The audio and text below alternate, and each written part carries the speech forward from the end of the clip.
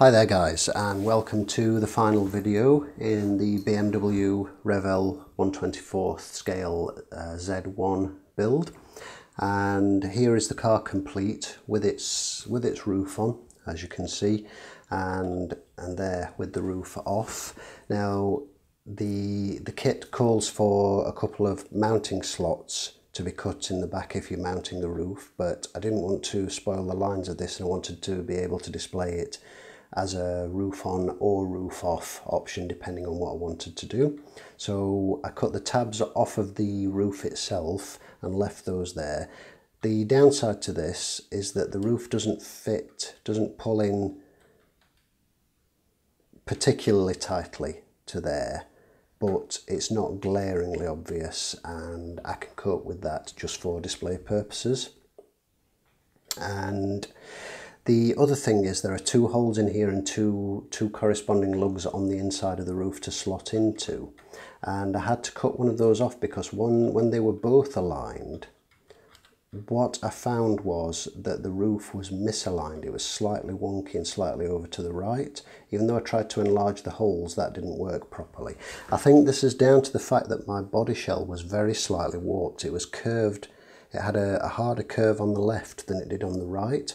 And I think once that was sort of pulled straight, it threw the body shell off just a little bit, but enough to cause a problem with a couple of items, which I'll go through now.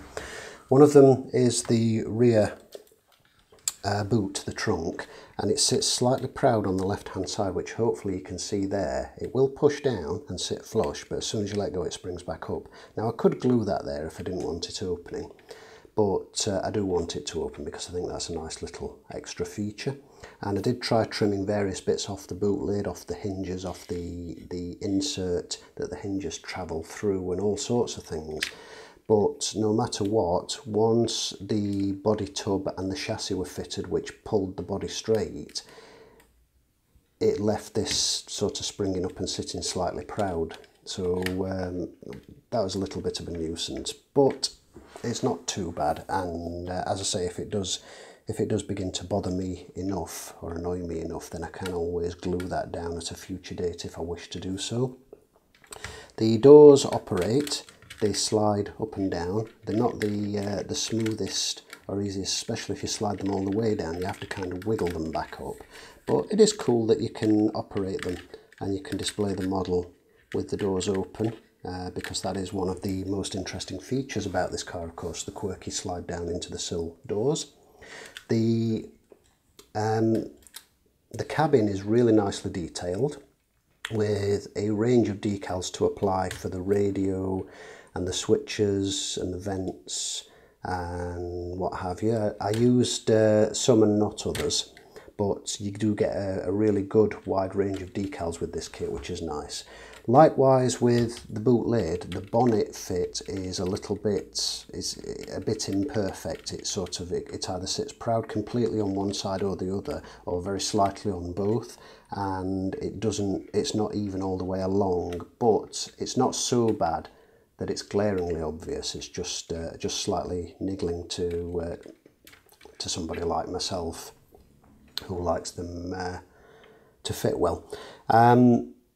The bonnet, I like the way it opens because it pops up at the front like the real thing first and then hinges forward just like the real thing would, with a beautifully detailed engine bay inside, with various bottles and the engine. I particularly like the yellow fan there at the front, which just pops out a little bit of extra detail, makes that stand out a little bit more. I did have to move the engine over by about 1 millimetre because on the cutouts on the base where the engine locks on and glues, it was slightly too far over to the left and it needed moving over, so I had to break the engine off, remove one of the cutouts and slide it over to the right 1 millimetre to get everything to fit properly. So, and likewise I had to trim a few bits and pieces as I went to make things fit well. So I would say, just on that comment, I would say this is probably not the perfect kit for somebody who's new to model car kit building. It does actually say on the box that it's a skill level 4, and that's 4 out of 5, which means it's quite tricky with lots of fiddly parts. But there you go, that's just my observations on that. On the front, I'm just going to zoom in on that for you. On the front, you've got the really nicely detailed grille with the dry brushed inserts, which I think makes that pop a little bit and looks nice. You've got articulating wheels, so as well as the boot, the bonnet and the doors, which open and operate, the front wheels articulate as well, which is a nice little extra because you can pose it with the wheels turned if you wish to do so. And this number plate, the kit comes with a really big decal sheet with lots to choose from, and this particular number plate is the first of the German variants, and I chose this one because of the MZ on it, because it made me think of MZ motorcycles, which are of course German, and I thought that was quite a nice little, just a nice little sort of thing there. And I quite like this one, and of course with it being a German car I wanted to go with the German number plate, even though it did have a really nice variety of plates, including GB UK ones, which is quite rare in a lot of model car kits.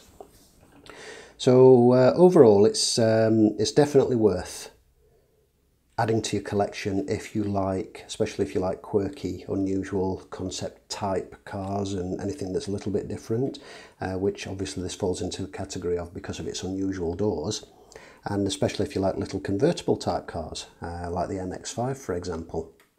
So yeah, I'd definitely recommend this. This was fun to build, I enjoyed doing it. I'm glad I went with a custom paint scheme because the standard paint colours are just really dull.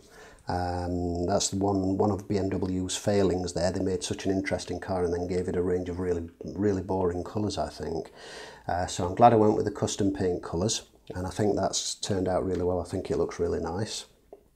And I'll just quickly show you the